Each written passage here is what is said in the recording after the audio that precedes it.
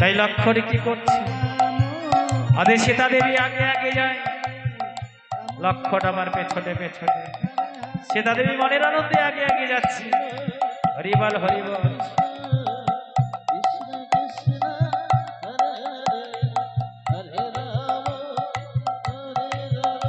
আজ সীতা দেবী পেছনে ফিরে লক্ষ্য করল, কোথায় কোথায় দেব লক্ষ্য, লক্ষ্মণকে দেখতে পাচ্ছি না কেন? লক্ষ্মণ, একই লক্ষ্মণ, তুমি আমার পেছনে কেন ভাই? এসো, আজ আমার সঙ্গে সঙ্গে তুমি মনের আনন্দে এই বনটি পরিদর্শন করো। ঠিক আছে দেবী, তবে তাই হবে। তাও তুমি আগে আগে যাও, আমি পেছনে পেছনে যাই। হরিবল হরিবল।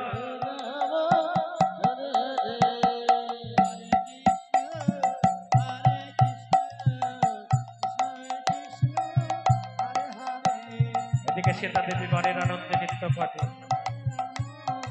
আমার পেছনে ফিরে লক্ষ্য করলে কোথায়?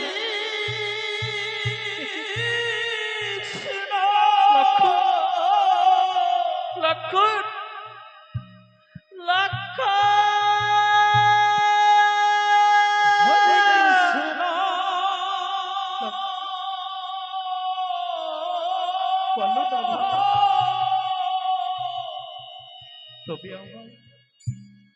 তুমি আমায় আগে পাঠিয়ে বারবার তুমি পেছনে চলে যাচ্ছে।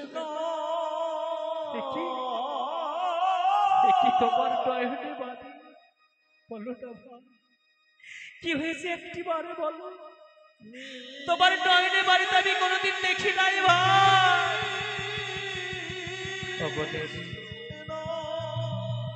কি বললে দেবে আবার ডয়নে বাড়ি? এবারই আমার আনন্দ, এইবারই আনন্দের বাড়ি না, আমি বিশ্বাস করি এবারই কখনো আনন্দের বাড়ি হতে পারে না। লক্ষ্মণ,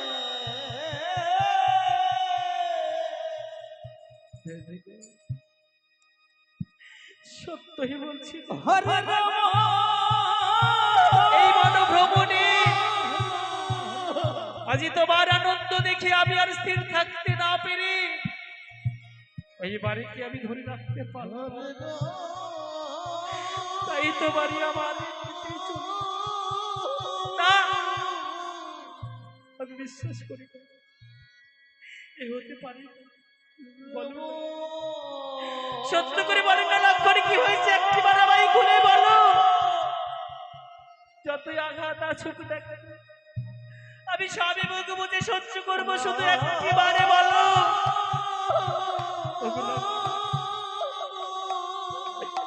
লক্ষ্মণ, আমি সব সইতে পারি,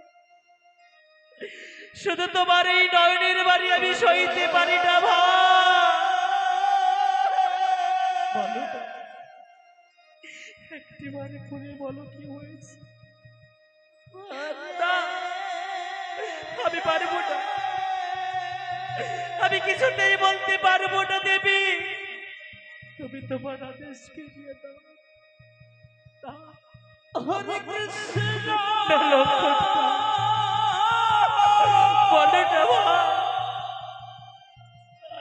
আমি সবই কষ্ট মুখ বুঝে সহ্য করবো, শুধু একটি বারে বলো। তোমার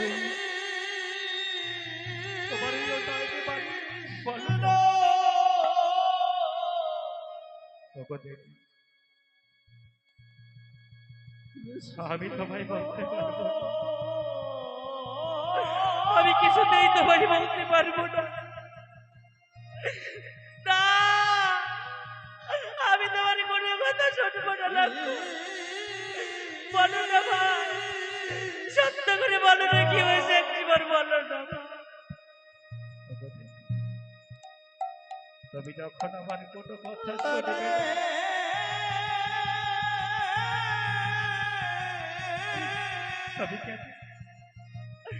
আজ আমি কেন বনভ্রমণে এসেছি জানো দেবী? আমি আমার দাদার আদেশ পালন, আজ আমি আমার দাদার আদেশ পালন করতে আমি এই বনবাসে এসেছি। এই বনবাসে এসেছি, শুধু এই বনবাসে আসি না, আবার দাদা আদেশ করেছে তুমি নাকি অপরাধী, তাই অপরাধের শাস্তি হয়েছে তোমার 12 বৎসরের বনবাস।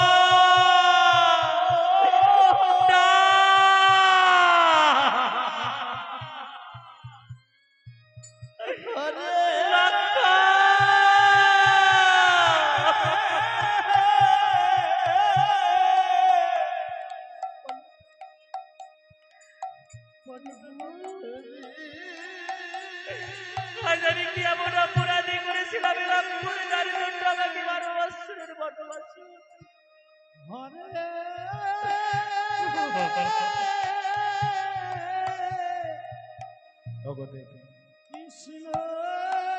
তুমি আমায় ক্ষমা করো দেবী। সময় বহে যায়, তুমি আমায় বিদায় দেবে। আজি তোমাকে এই বনবাসী রেখে আমি চলে যাব।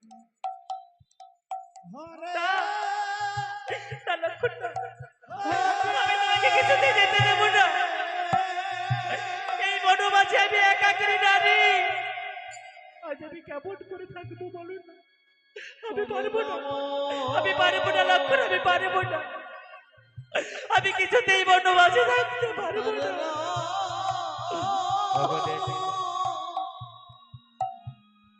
চোখের জল বসে আমার সবাই বসে যাই দেবী, তবে একটিবার আমায় বিদায় দাও,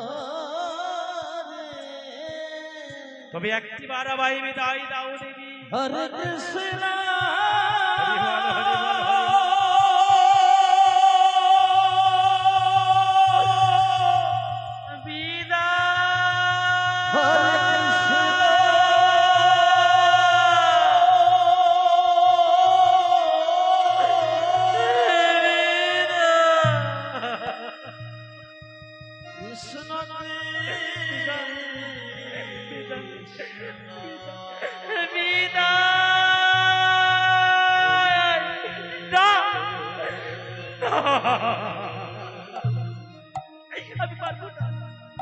আমি পারবো না দেবী, তোমাকে এই বনবাসে ছেড়ে আমি কিছুতেই যেতে পারবো না। তুমি একটিবার আমায় ক্ষমা করো।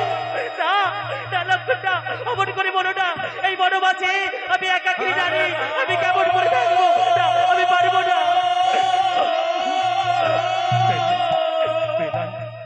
বিদায় দেবী,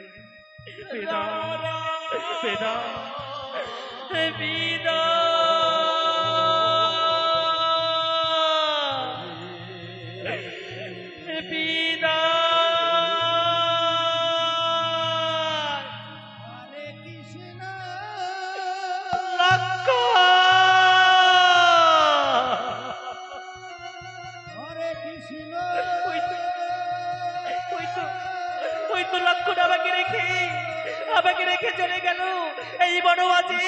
কত হিংস্র জন্তু জানোয়ার আমায় ছিঁড়ে ছিঁড়ে খাবে, আমায় কে বাঁচাবে? দাদা আমি এখন কি করি, কোথায় যাই আমি কিছুই বুঝতে পারছি না। লক্ষণ তুমি বেরিয়ে এসো,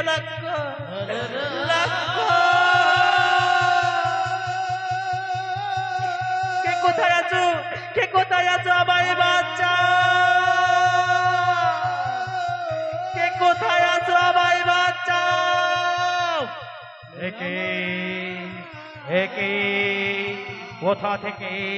কোথা থেকে নারীর কণ্ঠস্বর ভেসে আসে, আমায় বাঁচাও বাঁচাও বলে চিৎকার করছে।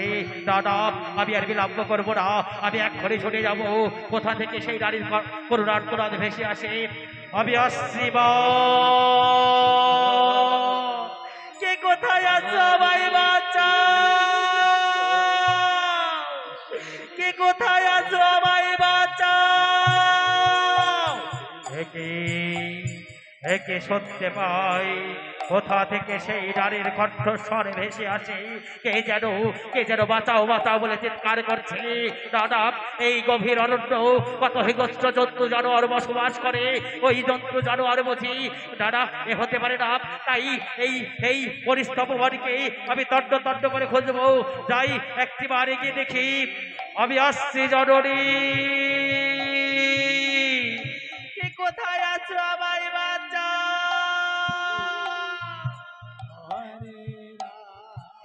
একে একে দেখছি এই বড় মাঝে একাকেরই নারী। ওরে মা, ওরে মা, তো এই বড় মাঝে বাবা বাবা বাবা, পিতা পিতা।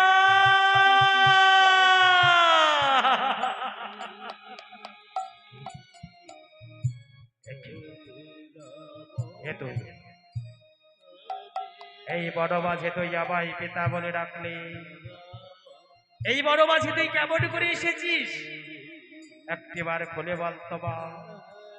পিতা, এই বনবাসে আমি কেমন করে এসেছি জানো পিতা?